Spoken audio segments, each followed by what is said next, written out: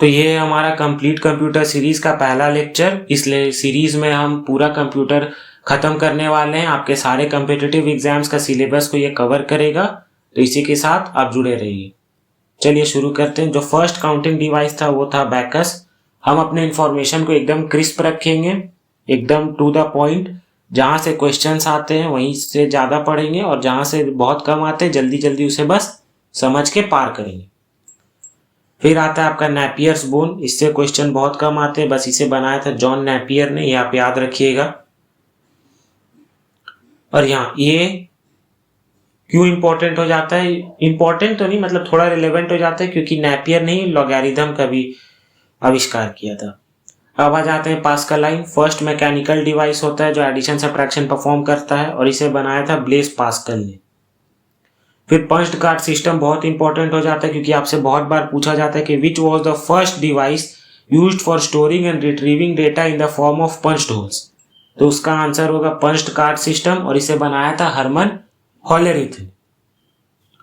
फिर आ जाते हैं हम चार्ल्स बैबेज कैलकुलेटिंग इंजन। इन्हें फादर ऑफ कंप्यूटर भी कहा जाता है, और इसे एनालिटिकल इंजन के नाम से जाना जाता था। फिर हरमन हॉलेरिथ का भी एक मशीन आया था, हॉलेरिथ मशीन, नॉट सो रेलेवेंट।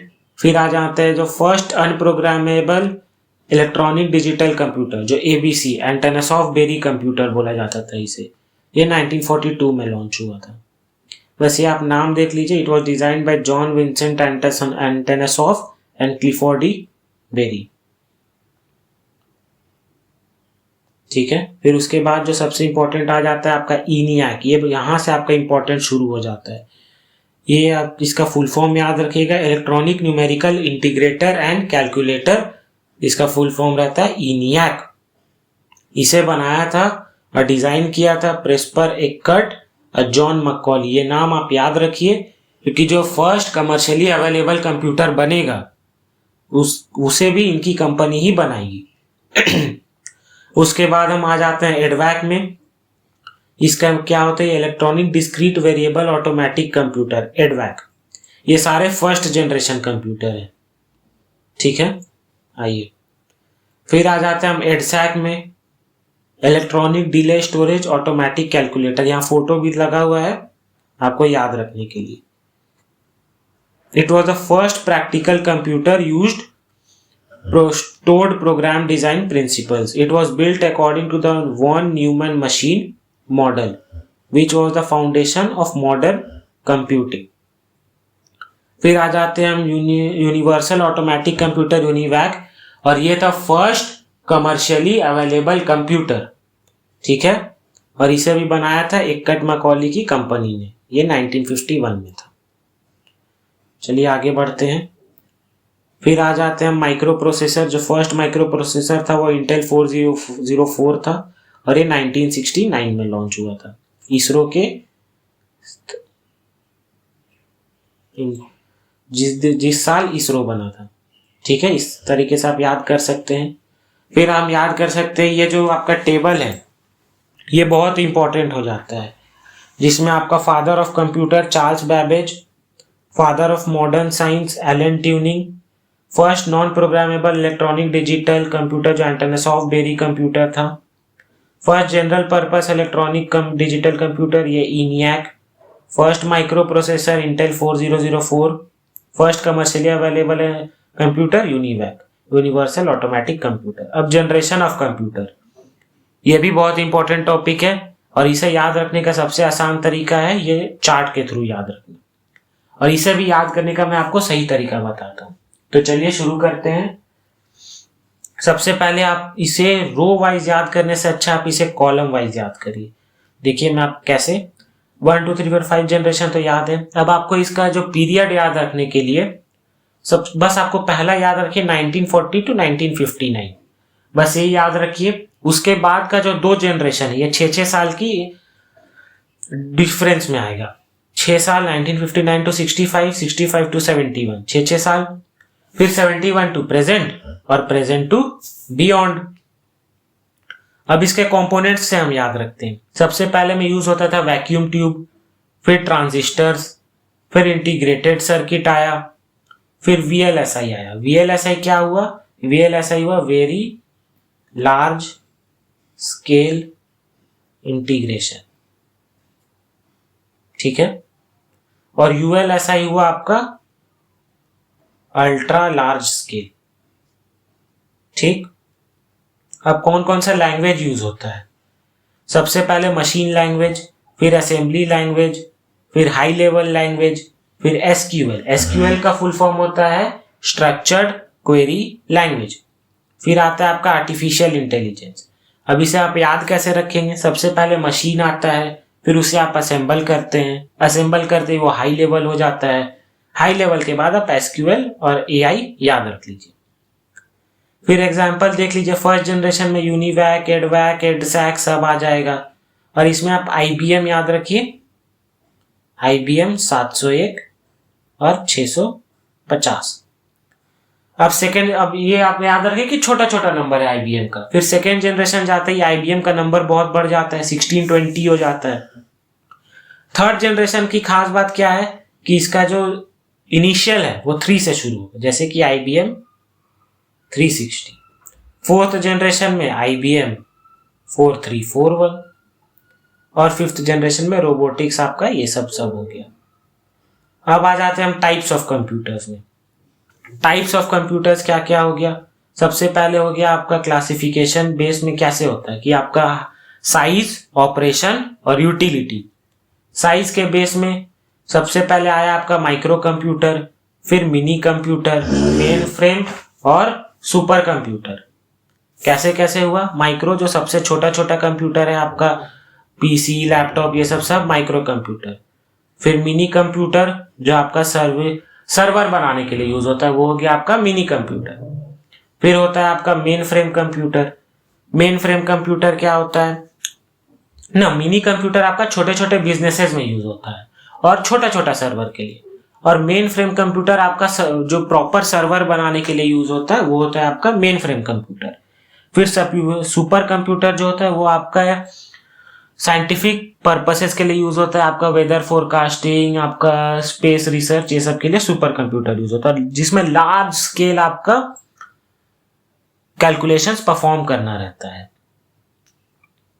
फिर आता है आपका ऑपरेशन में, सबसे पहले आता है आपका एनालॉग कंप्यूटर, जो भी आपका जैसे मीटर हो गया जिसमें आपका फिजिकल रीडिंग यूज होता है, आपका speedometer, odometer, thermometer, ECG graph, कोई भी ग्राफ, सेस्मोग्राफ, सब आपका एनालॉग कंप्यूटर है। फिर डिजिटल कंप्यूटर क्या, जो डेटा को 0 और 1 के फॉर्म में यूज करे। उसके बाद आता है आपका हाइब्रिड कंप्यूटर जो दोनों यूज करता है। फिर हो गया आपका यूटिलिटी के बेस पे एक जनरल पर्पस कंप्यूटर जो कि आपका नॉर्मल PC ये सब हो गया। फिर आता है आपका स्पेशल कंप्यूटर। स्पेशल कंप्यूटर क्या, जो एक स्पेशल पर्पस के लिए बनाया जाए, जैसे कि आपका हो गया प्ले स्टेशन जो कि एकदम गेम खेलने के पर्पस से ही बनाया जाता है। आपका हो गया EVM। EVM एक बहुत इंपॉर्टेंट आपका एग्जाम्पल है, याद रखिएगा, इलेक्ट्रॉनिक वोटिंग मशीन, बहुत रिलेवेंट एग्जाम्पल है। फिर ये आपका एग्जाम्पल से आ गया माइक्रो कंप्यूटर, लैपटॉप, नोटबुक, ये मैं हटा देता हूं, आप नोट्स बनाते चलिए। कंप्यूटर ऐसा सब्जेक्ट है ना कि आप बस 2 से 3 बार रिवाइज करेंगे, आप अपने आप MCQ सॉल्व करने लग जाएंगे। फिर आ जाते हैं मिनी कंप्यूटर में, example CDC 160A, CDC 1700, not 10, not 1000।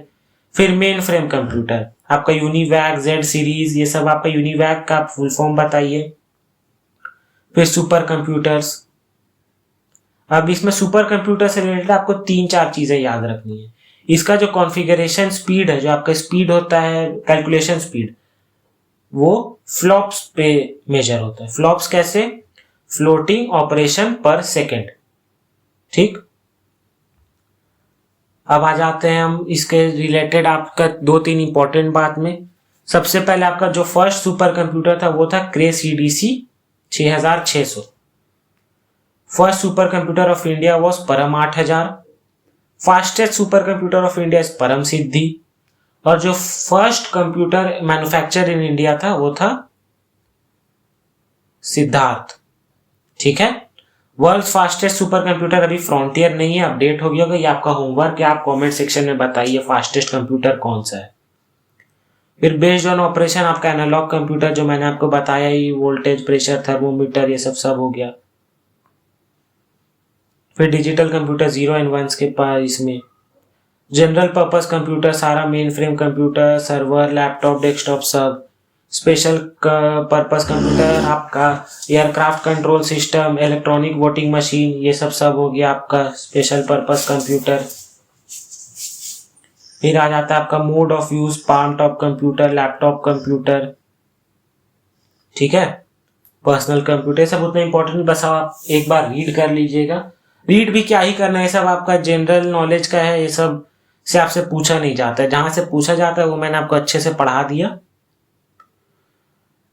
अब हम लोग एग्जाम फैक्ट्स पढ़ेंगे और ये आपके होमवर्क रहेगा कि आपको ये पूरा रीड करना है और जो भी डाउट रहेगा वो आपको कमेंट सेक्शन में पूछना है और मैं एक्टिवली सबका रिप्लाई भी करूंगा। तो जितना मेहनत मैं कर रहा हूं उतना ही मेहनत थोड़ा सा आप भी कर लीजिए, बस आप अपने तरफ से रीड कर लीजिए, उतना ही काफी है। चलिए आप स्क्रीनशॉट लेके रीड कर लीजिएगा।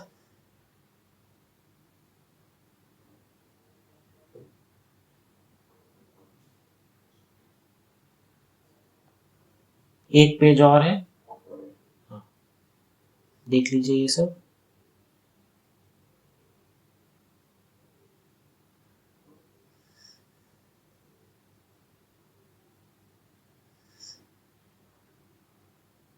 अब चलिए steps how a computer starts. सबसे पहले आता है आपका पोस्ट, यानी कि पावर ऑन सेल्फ टेस्ट। ठीक है, जब भी आप कंप्यूटर में सीपीयू का बटन ऑन करेंगे सबसे पहले ये रन होता है। फिर आता है आपका बायोस, यानी कि बेसिक इनपुट आउटपुट सिस्टम। ये आपके सारे input output system peripheral devices सबको चेक करता है सही से काम कर रहा है कि नहीं। उसके बाद आपका ऑपरेटिंग सिस्टम लोड होता है। ठीक है, तो ये आपका पहला लेक्चर, तो इसमें आपका टाइप्स ऑफ कंप्यूटर और हिस्ट्री ऑफ कंप्यूटर कवर हो गया है। इसी के साथ मैं आपके आगे आने वाले लेक्चर्स में पूरा सिलेबस कंप्लीट कराऊंगा, तो जुड़े रहिए। चलिए, धन्यवाद।